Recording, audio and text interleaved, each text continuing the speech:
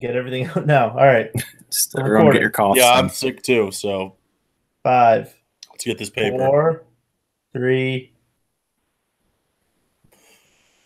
Hello and welcome to Rebuilding Your Podcast, Season 4, Episode 14.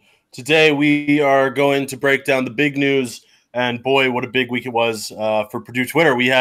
Or Purdue news in general, not just Purdue Twitter. Purdue Twitter obviously is the epicenter of all Purdue news, but we had Jeff Brom. Did he decide if he stays or leaves? We're going to find out on today's show. We had Purdue play Florida State in basketball. Did they win? Did they lose? We're going to find out on today's show. Is Purdue going bowling? Did they beat Indiana? We're also going to find that out on today's show. Maybe we'll even find out where we're going bowling this year. Hint: it's the pinstripe. It's the pinstripe bowl, folks. That's where we're going. We're going back again this year, just like we did last year, just like we reported last year. We're going back. But before we get into all that, this is an unedited show today, so there's not going to be any music or anything, but there will be ad reads, folks. So if you want to bet on the Boilers going to the bowl games or any bowl games or any basketball, college basketball, pro basketball, NFL, NCAA playoff, whatever you want to bet on, do it at mybookie.com. Use promo code YEAR25. You'll get a direct match of up to $1,000 on your first deposit, as well as $25 free dollars that mybookie.com just gives you for free, for nothing. They're basically giving you $1,025 for no reason, just so you go play. They constantly pay out winners. They have live in-game wagering. You can bet on fantasy sports. You can do all kinds of stuff. You can bet on reality TV. You can bet on politics. You can bet on sports. Whatever you want to bet on, do it on mybookie.com. Use promo code YEAR25. Again, you get direct match up to $1,000 on your first deposit, plus $25 free dollars. So with that said, let's get on with the show. I guess we will go over the Indiana game first real quick, what you saw, what you liked. I personally thought it was a really boring game, but Purdue does win 28-21. Going bowling, second year in a row. Don't know where we're going to end up. We'll talk about that as well. Let's start with Peter. Your thoughts, and let's unmute Ryan too while we're at it. Yeah, I mean, it was not an exciting game. Welcome, Ryan. Hey, What's up? that was loud. But it was not an exciting game, like you said. Kind of got out to an early lead. It's kind of like the game last year, actually. Played pretty well, and then let them kind of crawl back, but didn't blow it again. So finally finished out a game here down the stretch. Had a couple of these close ones where we've kind of let them go by the wayside over the last second half of the season. So yeah, I mean, good way to end the regular season, get into a bowl again. Hey, we won. Yeah, we did win. You're right, Peter. We did win. Chris, your thoughts? I mean, it was a game that was an epitome of two mediocre, middle of the road, 5-win teams. It wasn't good. Very mediocre. I mean, there wasn't really any glaring errors. I mean, there were like one or two, but I mean, overall, it was just like a boring who's gonna try to win this game. And I mean, Purdue won. They played better, and I think they're the better team. Indiana only beat like a couple teams, and then they beat all their like garbage non-conference wins. So I don't really know what else to say other than it was good. Indiana was not a ranked team. We have to consider that as well. That's true. Purdue did win the rare game against an unranked team. So yeah, I mean, Jeff Brom really only gets his guys up for the big games, and this wasn't a big game, or was it? Are we talking about that enough? That Jeff Brom only coaches in big games, can't coach in the smaller games. I mean, this was a trophy game. Jeff Brom didn't win a game that didn't have a trophy or a ranked opponent in it this year. Tell me I'm wrong. Is that true? No, Nebraska wasn't ranked. Damn it. Shit. Fuck. All right. Anyway. You're close. I was close. Let's get Ryan unmuted and ask him what his thoughts on the IU game were. Ryan. Yeah, I mean, everybody kind of hit the nail on the head there. It was, whatever the phrase is. Just sloppy, kind of a boring game. Obviously an important game, but it wasn't really a fun game to watch. Purdue went out to a 21-7 lead, and IU kind of cut back in. We kind of pulled away. There's a couple cool plays by Rondale and DJ Knox there. That's receiver of the year, Rondale Moore. It's you. Yeah, Big Ten receiver of the year. But yeah, it kind of uneventful game, but a big win, beat the rival, go bowling, send them home packing. So I mean, obviously you're pleased with the outcome, but wasn't necessarily a fun game to watch on TV. I mean, this was, since I went to Purdue, probably one of the least excited I was for a bucket game. I don't know. It just didn't feel like it really. I don't know. It just wasn't there. I mean, maybe it was that Whoa. Jesus Christ, Ryan. Maybe it was that it was just like at half full Indiana Stadium. That neither team was really that good. That I mean, we were playing for a bowl berth, but what bowl are we realistically going to get? We're going to get Music City Bowl. We're going to get, Pizza Bowl. We're going to get the Pinstripe Bowl, something like that. I mean, I don't know. It just didn't really grab my interest that much. I don't know if you guys felt the same way. Like normally rivalry week, we're like pumped up, we're ready to go, big game. IU sucks. This one, I was just like, I mean, I think it was really overshadowed by the fact that Louisville had fired their coach, and this might have been Jeff Brom's last game. And you're thinking like, all right, if we win this game, like if he's out of here, it doesn't really mean anything. Yeah, I mean that's definitely true. I mean, I was definitely in the camp that Jeff Brom was going to leave, so I for sure thought it was his last game, and I was kind of like, well, we'll have Nick Holt coaching the bowl game, and we're gonna suck. But I guess that's a good segue. We can talk about Jeff Brom. It's gonna be kind of old news by the time everybody listens to this on Friday. But Jeff Brom is staying. What do we offer him? 6 years? What was it? $6 million a year for the rest of his contract, I think. What was it, Ryan? The contract's not published yet. Oh, but they're reporting around $6 million, which. He low-key does not have the resume for $6 million, but I'm not complaining because, like, Dabo Sweeney gets like 6.2. So, but yeah, that's good for him. I mean, I have my own thoughts on the salary that they paid him, but I mean, I don't know. Did it ever seem like he was really going to Louisville, like on that day to you guys? To me, It never really did. It really? I did not think he was going to Louisville until yesterday. The day before, yesterday was Wednesday. Mm-hmm. Yeah. So Monday came, nothing. Tuesday came, nothing, and then yesterday came. And, he's meeting with the AD, and it's hours and hours and hours. You don't hear anything, and then obviously none of it was true. But the Louisville media is reporting all kinds of things. So I definitely think it was closer than we thought it was. I don't think it took that long if it wasn't going to be close. Yeah. But obviously he chose, to stay. But I think it was a pretty close call. I'm in the opposite camp because they kept reporting it's like, oh, you hear a decision Tuesday night and that goes by. It's Wednesday morning and that goes by. I'm like, the longer this takes, the less likely he's going to take that Louisville job, because if it was the job that he wanted, he would have taken it right when they offered him $5 million a year. I mean, that's kind of what I thought was like if he was going to do Louisville, he would have announced it Monday morning. Yeah, like right after the game. I'm going to Louisville. I also didn't really care for his comments that he made in the press release. That he might as well have just said we're going to do the same thing next year. Like he was like, I don't feel like the time is right to leave. Like while I'm building this program, the language there was very non-committal. Yeah, hit me up again. I disagree. To me, it read Louisville hit me up again in like 4 years when you fire your coach. I don't think he's leaving Purdue anytime soon. He might leave for Louisville if this next guy doesn't work out, and 3 years down the road they can't him. Then you might get up and go. But I read that as in, hey, I'm staying at Purdue. I'm not leaving all these recruits hanging, all these assistants hanging after 2 years. To me, it sounds like he's good for another 2-3 years. So let's talk about. Oh, Peter, go.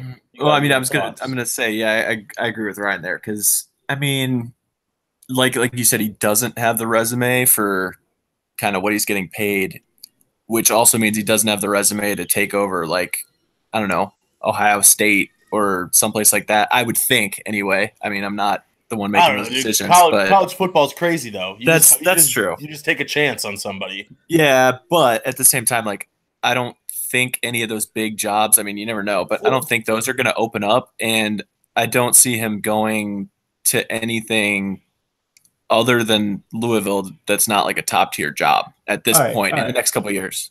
All right. Well, Urban Meyer's on his deathbed, so if they have a bad year, he's gone. But they beat Michigan. Willie Taggart got hired by FSU, and he went 4-8 or 5-7 or whatever the fuck that was. Yeah, and Didn't he get fired, or is he still there? who, Willie Taggart? Yeah. He's still at Florida State after 1 year, but I don't understand the relevance of that. Sometimes hire it doesn't work coaches out. that They just don't hire do coaches good. that don't do good. Like Yeah, big no, programs will just hire somebody, and a program like Ohio State looks at Purdue like we look at Western Michigan. That's Yeah, true. honestly, with how much he's getting paid, it's going to take like I mean, if you want to pull him away from us, you need to pay him as like a top like 2 or 3 coach.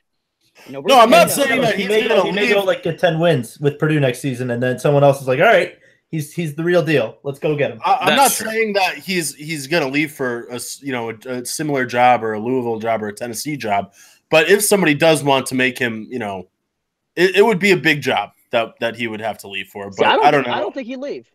I don't know. I didn't like. I don't think he's coach for life. No. I don't think he's the next. Joe Tiller. You never know. I have no idea. You never know, though. But let's talk about the $6 million a year for. Jeff Brom, 6 wins a year, both years. Hasn't totally gotten his guys in there. We can say that, right? I mean, this is still pretty much the last year of like the big, the big Hazel guys. I guess I don't really know what you consider next year. Next year is kind of a.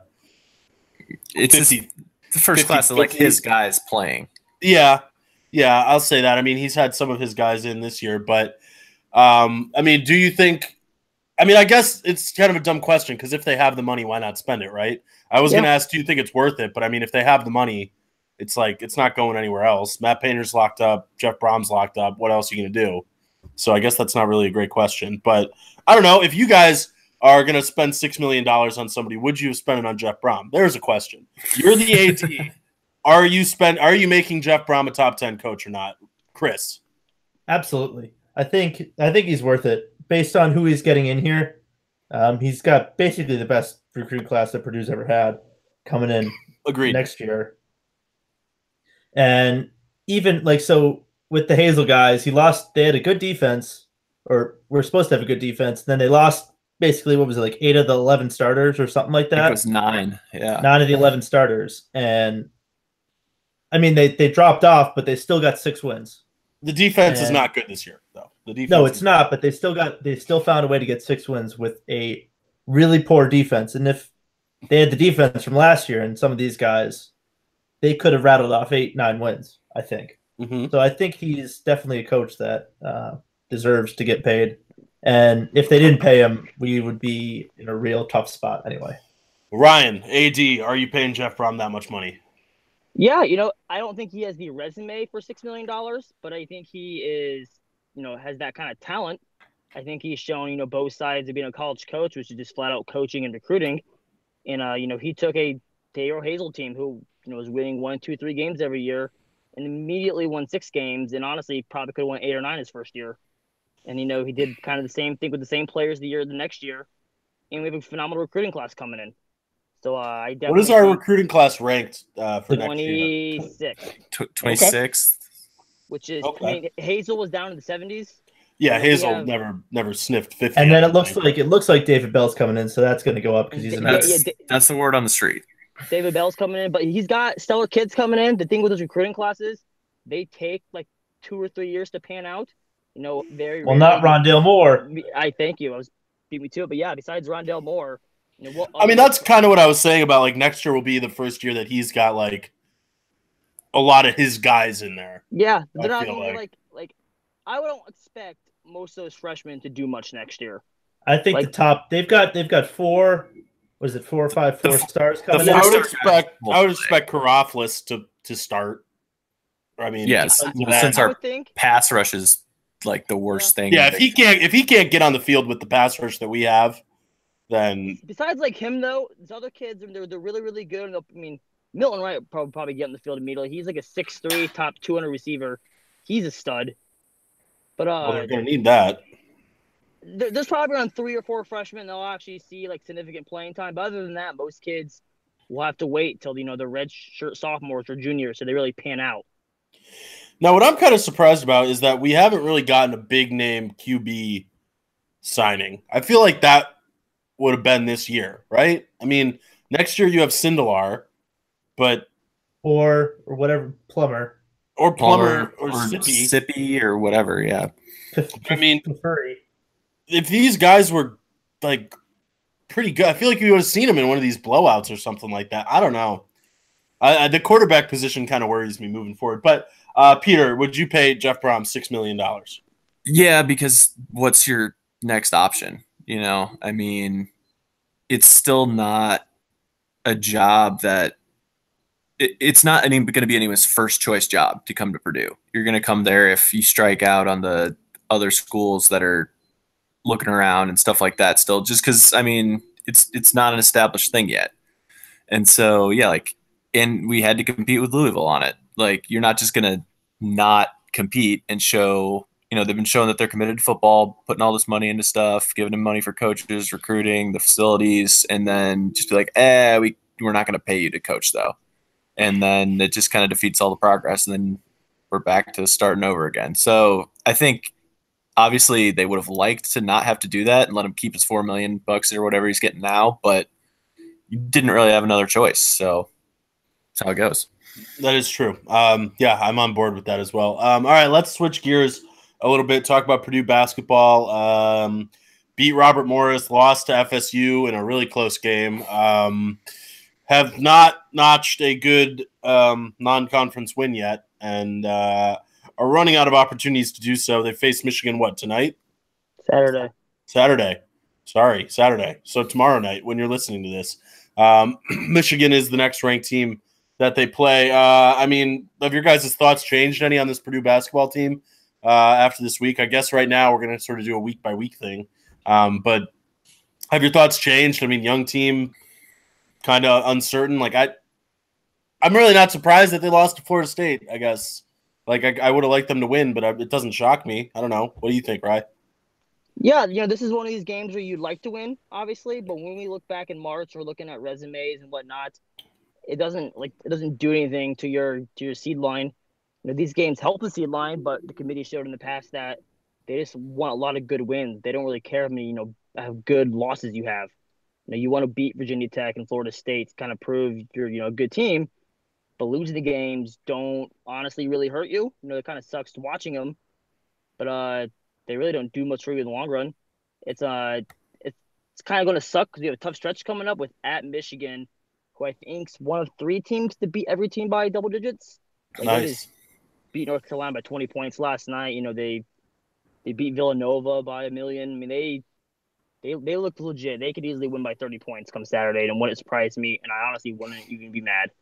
But then you have Maryland, who's apparently got like 3 pros on the team. Then you have 2 Texas who beat North Carolina. Then you got Notre Dame. And those are all the next games in a row. So they could easily be riding like a 6-4 easily, yeah. Lose 6-4, but not really a bad 6-4. A kind of 6-4 where you shrug your shoulders. It's like you weren't really favored in any of those games, anyways. Yeah, but isn't a 6-4 like without? I mean, I feel like again when you're getting to March, I don't think Purdue will be a bubble team, but it's like where's the good wins going to come from? So the Big Ten right now, I think it's got 10 teams ranked. Like really? Iowa's 14, Michigan's 9, Wisconsin's ranked, we're ranked, Michigan State. Yeah, at one point we had like 10 teams ranked. We are rated right now as by far the best conference in the league. Every team in it besides Illinois and Rutgers is like a top 40 team. Any game they win this year in the Big Ten is going to go down as a good win. Unless it's not a good win and the teams stink. Chris, what are your thoughts on the basketball Boilers a month into the year? They're where we thought they were. I mean, they're young and they've got 3 players who can do the majority of the scoring with Carson, Klein, and I think Boudreaux and Harms, but I don't know what Harms is going to be able to do the rest of the year. So hopefully he can play a major part because he's going to need to if they're going to win a lot of games. He's looked bad. Yeah, I mean, Matty Harms looks like a guy that was not quite ready to have all this responsibility after the big man left last year.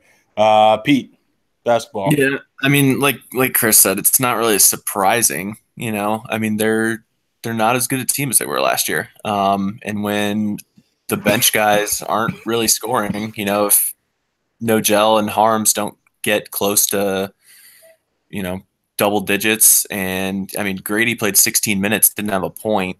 You know, I mean, that's not it's Sasha. Good. Sasha, is it though? Because it's Grady, and it's always good if he's on the court. That's true. Hustle plays. Yeah. I mean, Sasha was out there for like 25 minutes or something crazy and had 3 points. Like that's just sucks. You're not going to win games like that just because, you know, you got Carson out there throwing up 20 shots because nobody else will even get open or try and take one. So played terrible last night. Yeah, he did not play well. But regardless, I mean, it's just if you're only getting scoring from Klein, Carson, and Boudreaux, you're not going to win a whole lot of games.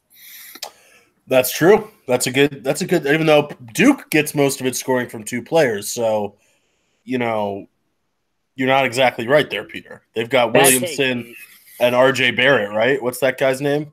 RJ Barrett and I think it is RJ Barrett. Yeah, and Zion Williamson. So you got to think if Purdue had RJ Barrett and Zion Williamson, do they beat Florida State? Yes, I would think so. If Duke had to play Grady Eifert, Sasha Stefanovic, and Matt Harm or Aaron Wheeler all 48 minutes of the game, and then had Barrett and Williamson, could they make a Final Four run? Do you think? Yes. I don't think so. I don't know. That's a good hypothetical. We'll have to kick that one out to the fans.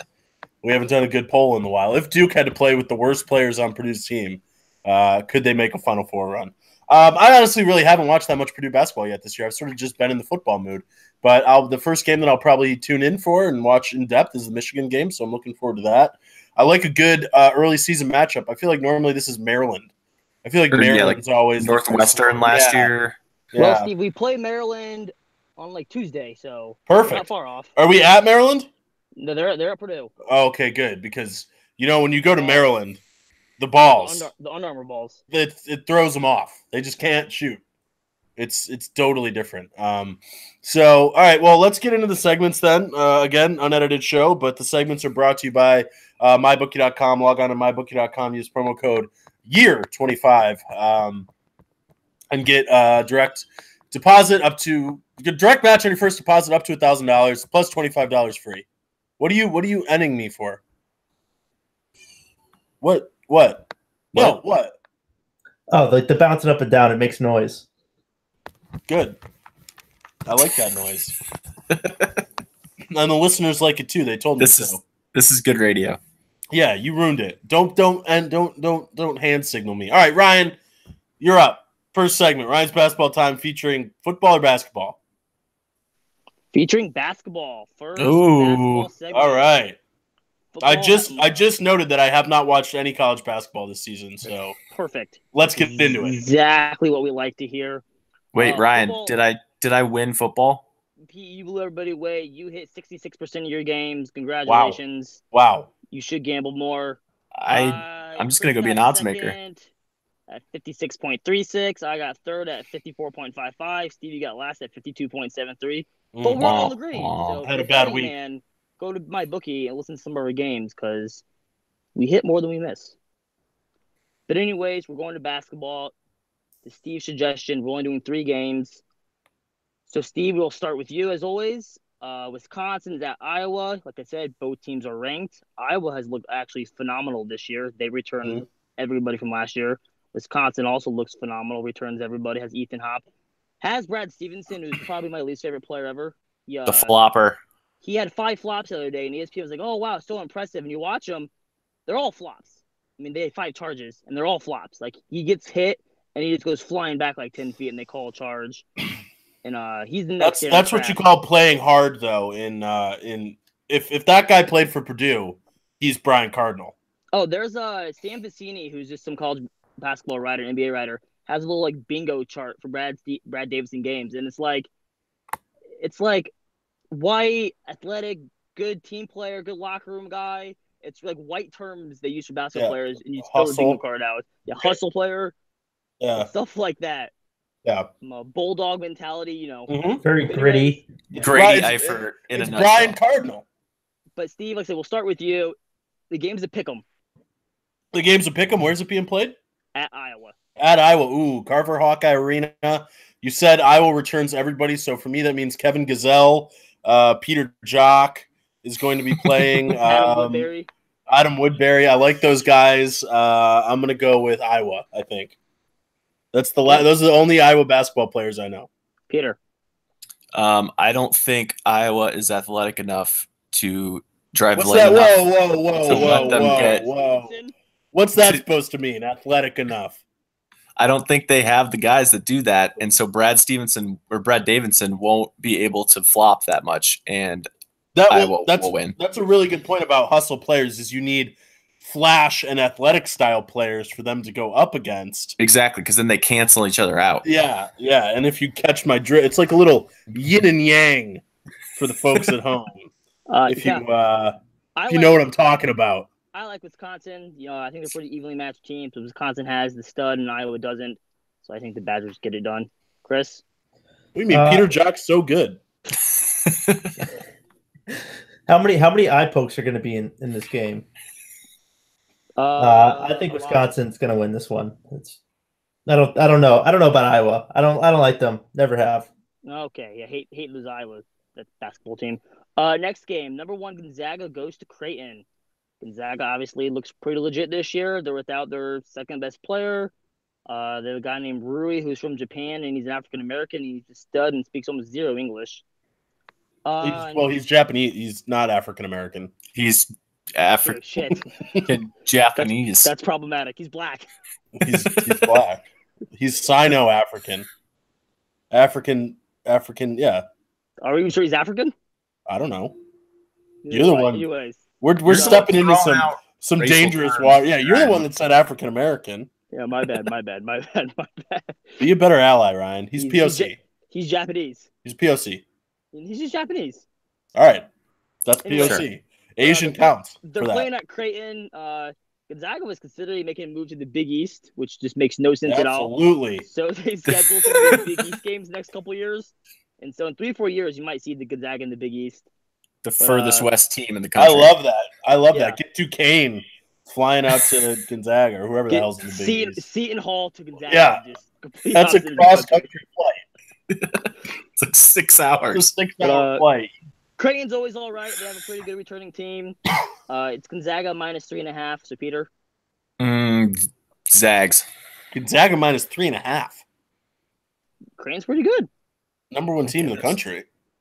Yeah, well. I'm also going to Zags, though, because like Steve said, they're number 2 in the country.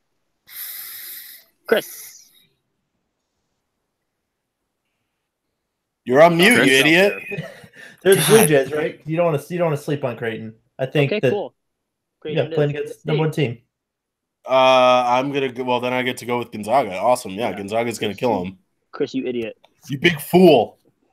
Then honestly, a pretty good game. Kansas State at Marquette. Kansas State went to the Elite 8 last year, returned, literally the whole team, plus their best player was hurt during the tournament run. They're ranked 12th. They're at Marquette. Marquette returned, honestly, like I said, almost the whole team again, minus 1 guy. They're supposed to have an absolutely phenomenal offense, but just don't even try on defense. Like I said, K-State at Marquette in the brand new, I forget what that place is called in Milwaukee. It's a brand new arena. It's supposed to be gorgeous. Marquette's minus 1.5. It is my turn. Ooh. I think Marquette gets the job done at home with some shooting. Chris. I agree with Ryan. Cool. Steve. I don't like a team that doesn't play defense. You gotta like we've been talking about, you gotta have grit, you gotta have hard work. You can't rely solely on athleticism and flash and showtime, showy plays. You have to be fundamentals, grit, hard work. To me, that's Kansas State. Go Wildcats. Marquette's the Eagles. Go Wildcats, they're gonna win. Peter. Yeah, people forget that Kansas State is ranked 12th in the country, so they are going to win. Okay, cool. Well, that was Ryan's basketball time featuring basketball. All right. Season 4, episode 1, not episode 1, but edition 1. Edition 1, yeah. There we go. Thank you. Thanks for playing. Yeah. All right, Pete. What's the stat of the week? All right, so we got a fun stat about Carson Edwards this week.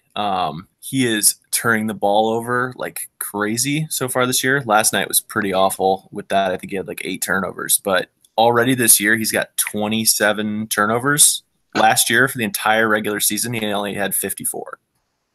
makes you miss PJ Thompson a little bit, doesn't it? That is true. People forget that PJ never turned it over. And yeah, so I mean, he's if you adjust it for minutes and everything, like number of minutes he plays per turnover, it's like double, or it's like half of what it was last year. So he's turning the ball over just twice as much for every minute he's on the floor. So you're saying Carson Edwards is not good? I don't know. You tell me. Is that Problematic, Pete. Is he not ready for the NBA? His ball security has been subpar. I can't wait for Purdue Twitter guys to start being like, I just don't think he's ready for the NBA. Like, I just think he's got to stay another year, like, hang out, work on his game, see what the scouts say, and then maybe he's ready to go. I mean, he's got to work on his game. If he's going to the NBA, he's going to be a point guard because of his size. And like Pete said, the turnovers are a huge issue. Like, his shooting actually looks better than last year. But, I mean, the turnovers are, I mean, there were so many last night where he just drove in the paint, didn't know what to do with it, and like just took a shot and got swatted, or just threw it and it got stolen. And I was like, Carson, what the hell was that? Like, it was just. Well, that's his teammates' fault for not being on the other end of that pass. That's true. You can't. I mean, what more do you want this kid to do? Not turn it over. Exactly, not turn it over. All right, Purdue Internet Comment of the Week goes to all of Purdue Twitter for losing their goddamn minds on what was it, Wednesday?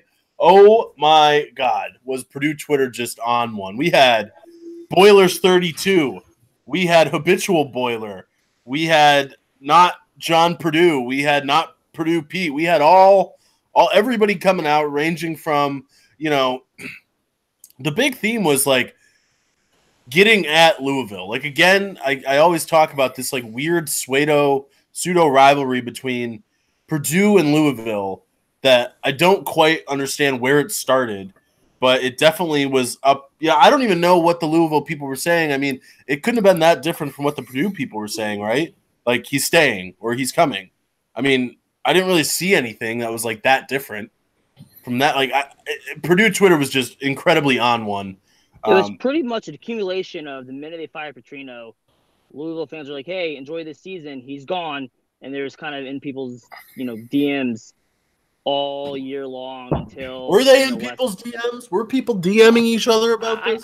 We did not get DM'd. We didn't get any DMs, and we're the leading voice of Purdue. Obviously. That's true. But yeah, I don't know. It's it really started this year when Petrino was doing such a bad job, and they realized Braun wasn't even doing a decent job yet. I don't know. I don't know why they wanted him so bad. He's only 13-13. All right, you're sounding like a Louisville fan. It's like, oh, we didn't want him. It's fine. At Purdue, and that's acceptable. If he goes 6-6 at Louisville, like we'd find a new coach. Like, all right, man. I did see some stuff weeks ago that were saying like, why do we want him so bad? He's only, this was before the year was over. And I was like, that's a decent point. Like, he's not. That's what I've been saying. Danny Hope 2.0. Like, Louisville realistically can go out and get a coach just as good for like $2 million. Who the hell are they going to get? I don't know. That App State guy. They're looking at the App State coach. Troy guy. No. Neil Elliott is doing a phenomenal job at Troy. They've go like 10-3. I agree. I was going to say Neil Elliott's doing a phenomenal job at Troy. Yeah, you took the words out of Steve's mouth. Yeah, that's the next point that I was going to make is about Neil Elliott and Troy. Beat you to it. Just the same as Jeff Braun right now. Yeah. Another thread, and this was just another ridiculous thing that came out of this was Purdue fans believing that the story of Tyler Trent was weighing on Jeff Brum's mind as he was making this decision. Now, we all know Tyler's story. Great story. We love Tyler here. But, I mean, that's just grasping for straws at that point, too. Like, it was some of the stuff that was getting thrown around was delusional, okay? I'm sorry. Not even just about Tyler, but just some of the stuff like, his home is already here. Alma maters don't matter. It's like the alma maters don't matter from the guy that's Twitter handle is literally Boiler Grad. Was hilarious. Your Twitter handle literally translates to alma mater. Okay, that is literally your alma mater. Purdue Twitter just lost their damn minds. Does anybody else have any highlights from Purdue Twitter of Brom Watch Part 2?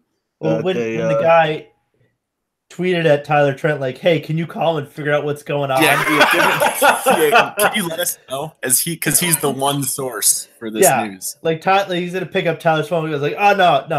Or no, Tyler no, has like the going. time to like that he can like make that phone call right now. Like you don't know what that kid's doing. He could be in treatment for all you know. Like it's just like, hey man, I know you're really busy, but can you just put a call in and then post it on Twitter?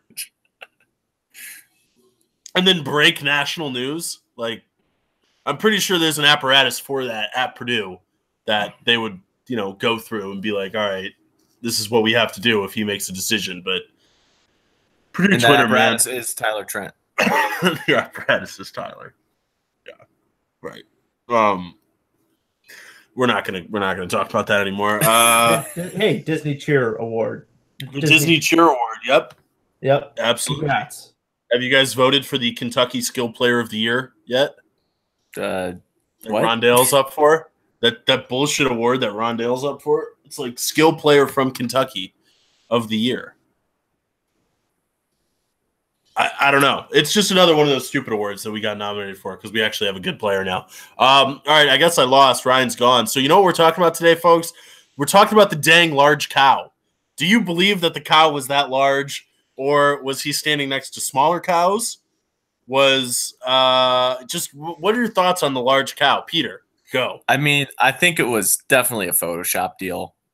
Oh. I don't think that was that's a real thing. They had a video of it. You think they could Photoshop an entire video with CGI? Absolutely, dude. You've seen the moon landing? No, the moon landing was a real video. It was faked on Earth. Whatever, but I mean, have you ever watched a movie made in the last 10 years? It's not hard to make graphics of an animal that looks real. They're remaking The Lion King. Go off, King. Oh, we can talk about that too. How I was promised a live action Lion King, and it's a CGI shot for shot remake. Fancy animation. Chris, large cow. Your thoughts? They have mini horses. They might have mini cows, and that's just a regular size cow. You didn't see people next to it for scale, so who knows? Well, no, somebody did put a picture of Michael Jordan in the cow because Michael Jordan was because he's 6'5". But I've never seen Michael Jordan stand next to a regular cow either, so I don't know. Like I think the cow was definitely larger than your average cow. I don't think it was a small cow or a photoshopped cow, but I think the cows that were around him were smaller cows. I've stood next to a cow, and it's been like up to my head height. They're big. And I'm 6'2", so that's not much bigger. No, I think the other cows were smaller breed of cows. Miniature cows. Okay. Maybe miniature. Maybe they were only like 4 feet tall, which means that this cow being like teacup cows. Teacup cows, I think is mini cows exist. They're a real thing. So, can you tip them over? Ooh, that's a good question. Could you tip large cow over? Large cow, no way. No. Mini cow, probably. We should call Travis in and see if he could tip large cow over. What else was on the internet this week that we can talk about and see if he picks up his phone? Did you see that they did surgery on a grape? Oh, shut up, Peter. Shut your damn mouth. The creator of SpongeBob died. Can you hear this ringer? Yeah. Okay.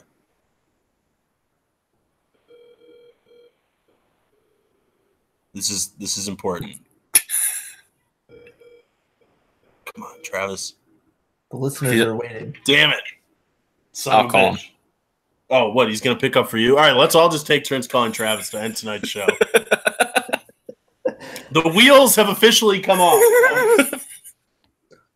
For the 1 or 2 listeners that have stuck around through me just saying we're talking about the large cow and didn't immediately turn the podcast off. I bet if Ryan called him, he'd pick up. Oh, he would pick up for Ryan in a heartbeat. He said, "Give me 5." No, tell him it's urgent. It's urgent. It's urgent. SOS. Text him SOS. Give him 5. What's he doing? I guarantee he's on Xbox right now.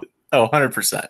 We could get on Xbox voice chat, and we could get this take from him sooner than that. 5 minutes, dude. I don't know if we can fill 5 minutes of air. We're gonna lose the remaining 2 listeners. That's what else is in the news? Starbucks to block porn from its free Wi-Fi in 2019. Do people watch porn at Starbucks? I guess. First Amendment violation. It is. Well, I think so. I think it's hurting the bandwidth of the rest of the users. That's well, why. it's art. Starbucks sells music, and I presume that they would sell some paintings at some locations. Yeah. Why isn't Starbucks selling pornography? Are they not feminists? That's true. Porn is feminist. Sex work is work. Are they don't support sex work? Is what they don't support. Have you heard about Thought Audit? Yes, I have heard about the Thought Audit. That was great. Man, what a stupid life I live. Did you hear about Laura Loomer handcuffing herself to Twitter.com headquarters today? Yeah, I texted this to the group. The name ABCDE. That girl got it's Absidy. It's Absidy. Absidy, folks. Those parents should go to jail. Folks, Absidy. What is this? A bunch of I don't know. I don't know where you're going with that. A bunch of Instagram influencers hanging out at a pool. Folks, Absidy. Is that what this is? What else is in the news? Oh, here's a new large cow. Oh. Look at this. Good radio. Dozer. That is a big cow. Dozer, the gentle giant from Manitoba, has a full inch on Knickers the steer. Folks, I haven't seen a... here's Travis. Here we go. Hey, Travis, what's up? Hey, what's up, buddy? You're live on the air with the Rebuilding Year. Oh, thank you. Thanks for having me. We have a question for you. Yes, go ahead. Could you tip the large cow, Knickers? Absolutely not. That cow has way too much weight, although it is all top-heavy. The physics are just not there. Cannot be done. Too strong, too muscular. So you are admitting that you could tip a smaller cow, though? No, it still can't be done. Could you tip the mini cows? We're convinced they're mini cows, so could you tip the mini cows over? Some sort of... Now we're pretty convinced that the cows standing next to the large cow are mini cows. Could you tip those cows over? If they are mini cows, absolutely. What size does a cow have to be to tip it over? Oh, I think any cow under a standing height of 2.5 to 3 foot. Okay, so you're talking like calves. Yes. Okay. But Trav, the mini cows are 3.5 feet tall. The mini cows are 3.5 feet tall. Right. You're telling me you couldn't get leverage on a 3.5 foot tall cow? No, you can tip a mini cow. You can't tip a normal 5 foot cow. Okay. Do you have anything else you want to tell the fans? 6 foot. That's all I got for today. All right. Well, next time we have a cow related question, we will be sure to get you on the line. I appreciate it. Thank you. All right. Thank you. All right, folks. Well, that was the Rebuilding Your Podcast, season 4, episode 14. If you're still listening, let me know and I'll Venmo you $1. Get in touch with me personally, and I will Venmo you $1 for listening to all of that. Yeah, you can find me on Twitter at SteveGreco01. Unless your name is Kevin, and then I already won you $30 the other night at trivia, so I'm not Venmoing you anything. But if you listened all the way through, this is like the opposite of an ad read. We are paying our listeners to listen to the show. Follow me on Twitter at SteveGreco01. You got to follow and send me a DM and say feet pics, and then I will send you $1. Steve Greco01 on Twitter. Peter's on Twitter at Peter_Mick. Ryan doesn't get his Twitter handle read because he didn't stay on the show. Chris is on Twitter at Boston Boiler. And we are all on Twitter at The Rebuilding YR. If you like this, there's more of it, folks. It's on Twitter. Go get some. Without anything else, Boilers by 90. Wait till next year. I think we should just start every show just reading –